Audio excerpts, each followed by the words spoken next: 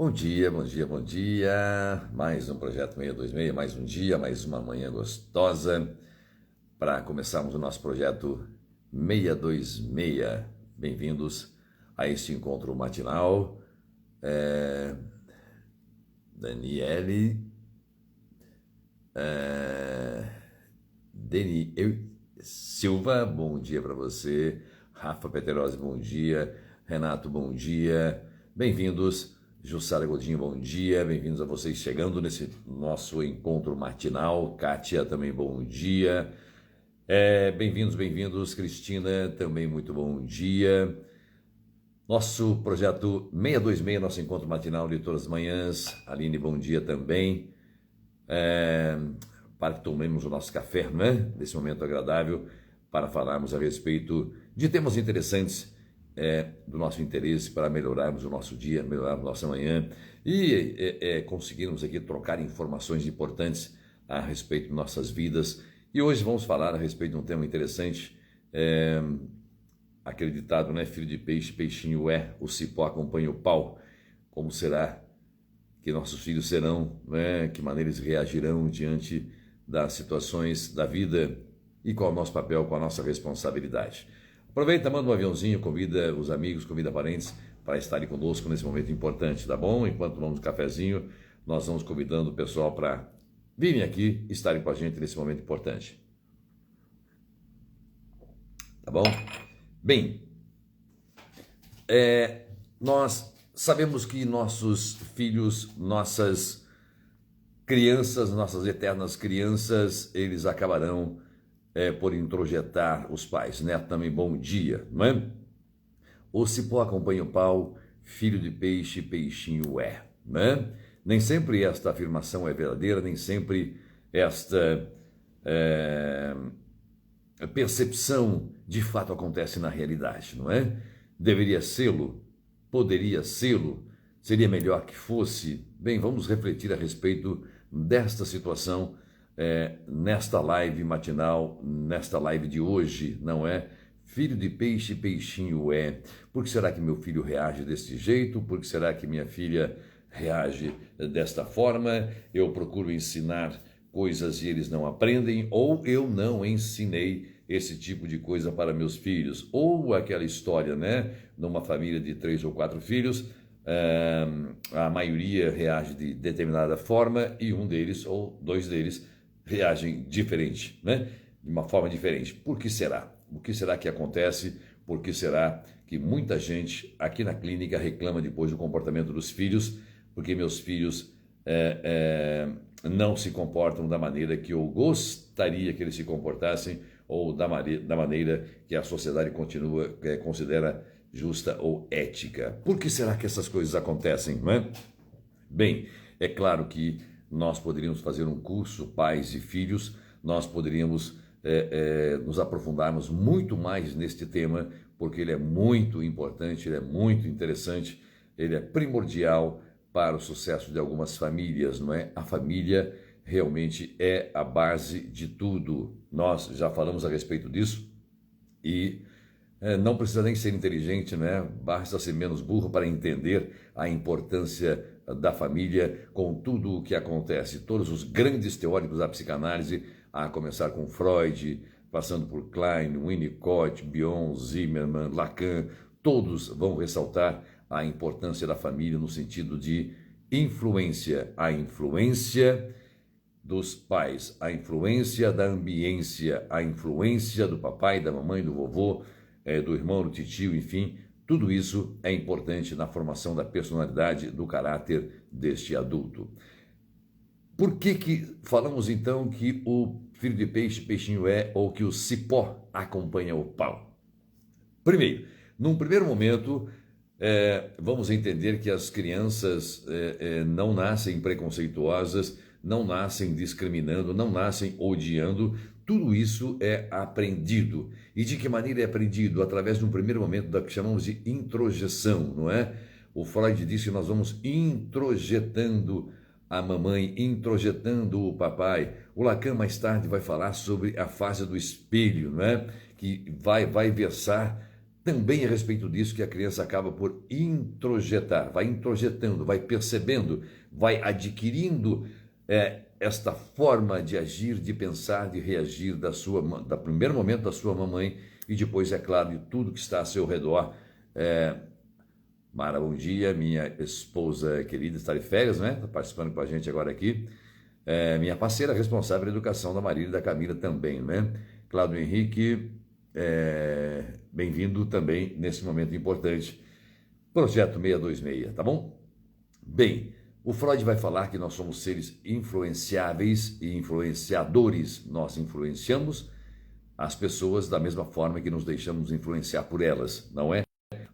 O Winnicott vai falar da ambiência, este ambiente que vai interferir nas nossas formações, nas nossas formas de agir, de reagir diante de determinadas situações ao longo do nosso dia, ao longo de nossas vidas. Portanto, a introjeção, a criança vai introjetando essas características da sua mamãe no primeiro momento, depois da família, depois do resto que em casa existe. O Lacan vai falar da formação a partir do espelho, ou seja, o mundo torna-se um espelho para a criança, ela se percebe, não é? No sentido literal, e também começa a introjetar, ela começa a espelhar o comportamento do outro também na sua vida. Portanto, os comportamentos, as crenças, os valores, o senso de ética, de respeito, as relações sociais, tudo isso acaba por interferir. A criança vai absorvendo, introjetando, ou seja, se deixando, se permitindo influenciar num primeiro momento, porque não tem nem opção, né? Não é a criança que decide nem o seu próprio nome, a roupa que usa, os lugares que frequenta, porque são os pais que vão, evidentemente, determinar isso, né? Não quero me aprofundar aqui no conceito lacaniano, de dizendo que nós somos fruto do desejo de nossos pais, não é? Não somos nem resultado do nosso próprio desejo, mas fruto do desejo do outro, que nossos pais decidiram ter os filhos, dar os nossos nomes, as roupas que escolhemos, lugares que frequentamos. Por tudo isso, então, nós fica mais do que comprovado que somos fruto desta influência, desse desejo do outro. Portanto, como nós podemos melhorar esta relação? De que forma nós, pais, podemos educar nossos filhos de uma maneira que poderíamos chamar de prudente, ou de ética, ou de responsável? Há também um ditado interessante, né? Fôssemos aqui ficar falando sobre ditados populares, mais vale o meu filho chorar um pouco em casa agora do que depois os pais chorarem na porta da cadeia, não é? Ou no cemitério, perdido em drogas, perdido no mundo do crime, vivendo à margem da lei, com uma estrutura psíquica perversa, não é? Então são várias as situações que nós podemos ponderar, podemos considerar para entendermos esta relação de pais e filhos e o porquê de dizer que filho de peixe, peixinho é, ou o cipó acompanha o pau. Cipó acompanha o pau, quer dizer, o filho acompanha o comportamento do pai. E nós vemos, constatamos isso facilmente, falamos, nossa senhora, mas ela anda do mesmo jeito que a mãe dela, ela respira, ela fala, ela ri, ela arruma a casa do mesmo jeito que a mãe faz, mas ele, olha só o jeito dele falar, o jeito dele reagir, o jeito dele gargalhar, o jeito dele chorar, é idêntico ao pai dele, não é? Isso mostra realmente as influências que recebemos nos mais variados sentidos, a noção, a percepção, Mário Henrique, bom dia, de norma, de regra, de sociedade, de respeito, os valores, enfim, a forma que eu vou tratar o outro, tratar o professor na escola e assim por diante. Já que eu falei em escola, nós vivemos hoje numa sociedade bem diferente de uma sociedade não tão distante assim.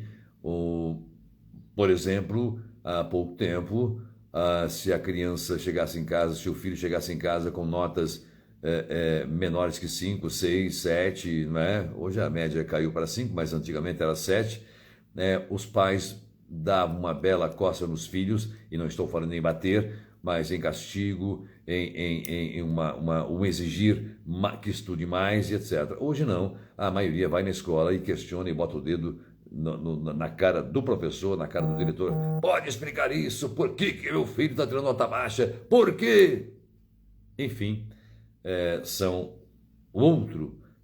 a sociedade, a escola, enfim, eles passam a ser responsáveis, mostrando claramente a omissão desses pais, não é? Achando que o filho merece tudo e que eu estou dando a melhor educação, estou sendo a melhor referência e os outros é que são culpados, como, por exemplo, a escola, a sociedade, o diretor, os coleguinhas, o vizinho, todo mundo é culpado, menos os nossos filhos, e nós passamos a mão na cabeça, como costumamos falar, não é? Na verdade, nós estamos estruturando esta criança, o nosso filho, nós estamos ensinando o nosso filho a agir, a reagir, não é? E o que é que se considera importante hoje? Num primeiro momento, podemos considerar o seguinte, pode assustar o que eu vou dizer agora, meu querido, minha querida, mas procure dificultar a vida do seu filho.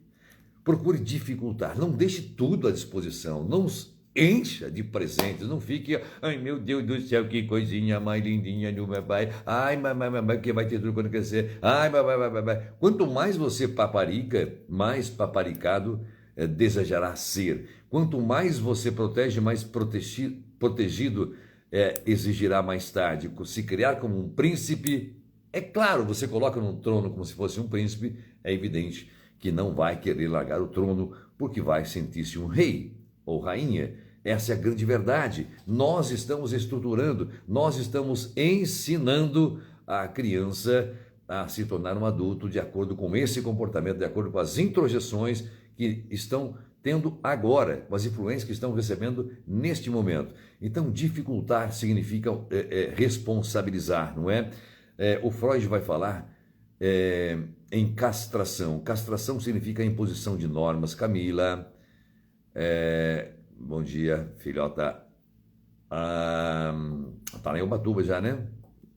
Que bom que estão chegando bem, né? Estrada escorregadia.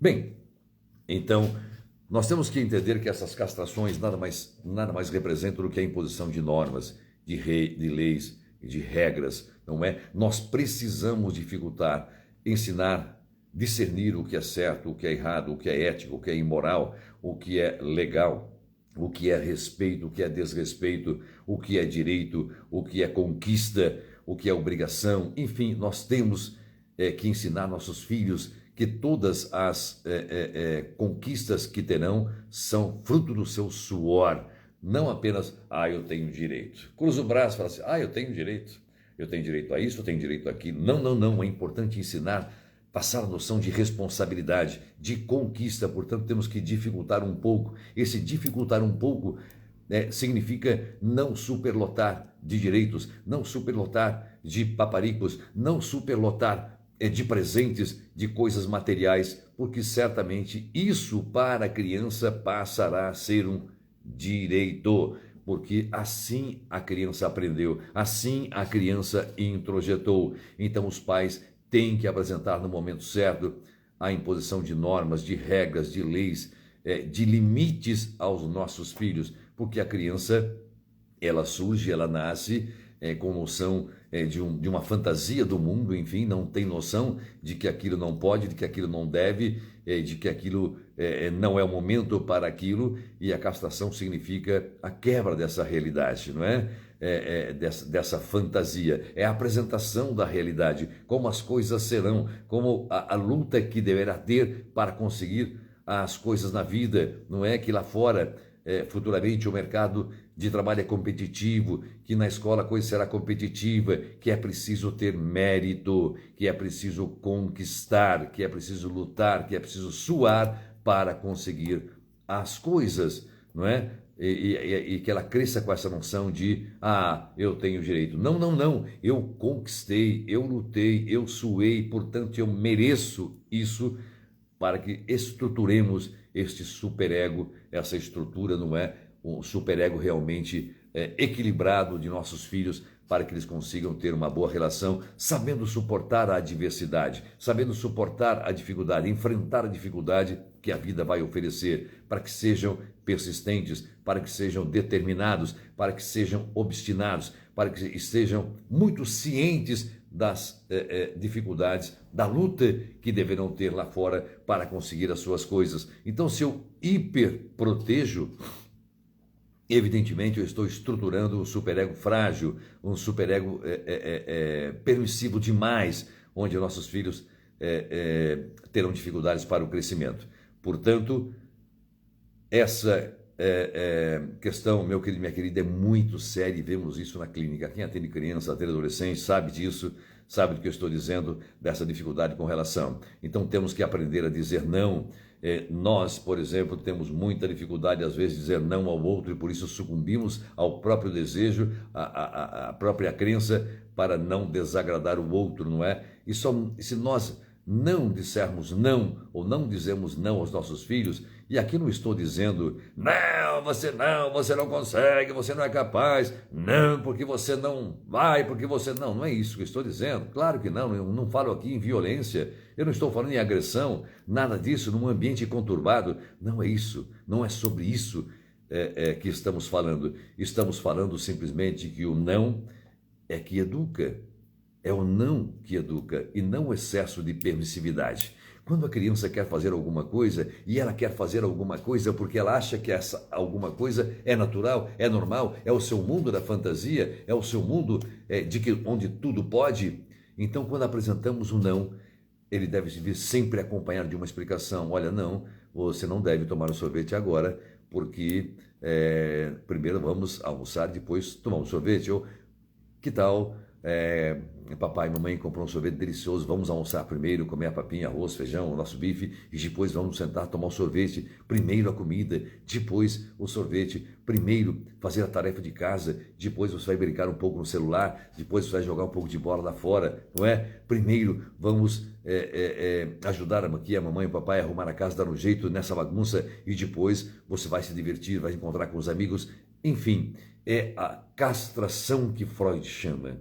Se nós não tivermos a castração no devido tempo, com o devido rigor, com a devida atenção dos pais, nós teremos adultos que não saberão lidar com a adversidade, não saberão lidar, trabalhar, enfrentar a dificuldade na vida, terão muita resistência, muitos problemas para enfrentar e se tornarão adultos reclamões, adultos vitimistas.